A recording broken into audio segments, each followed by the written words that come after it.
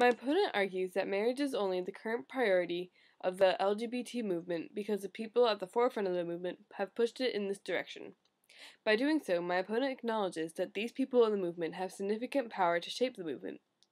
Then would it really make sense to fight against these people, under the assumption that they're the reason that same-sex marriage is a top issue? Or would it just be divisive for the community?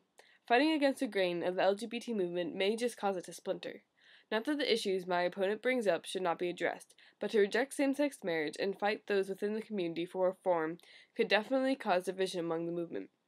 A lack of solidarity would weaken the LGBT movement and severely restrict its ability to effect any change. However, I don't necessarily agree that the fight for marriage equality is so strong because a few people in power have made it so. If anything, these people in power probably came to such popularity because they support same-sex marriage. I believe that same-sex marriage is as popular as it is because it is a cultural issue. Things such as hate crime legislation and anti-discrimination policies are not cultural issues.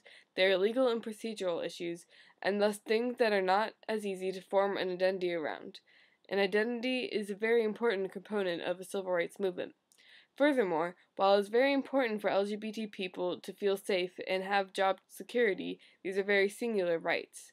Marriage, on the other hand, brings with it hundreds and hundreds of rights, as well as a strong cultural element.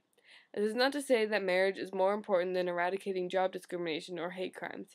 However, it is to underline that, in order to bring cultural change, not just legislative change, the LGBT movement must focus on a cultural issue as a priority, while still fighting for equal rights on all fronts. To close, I would like to thank my opponent for a great debate, as well as the judges and anyone else following the debate. Thank you.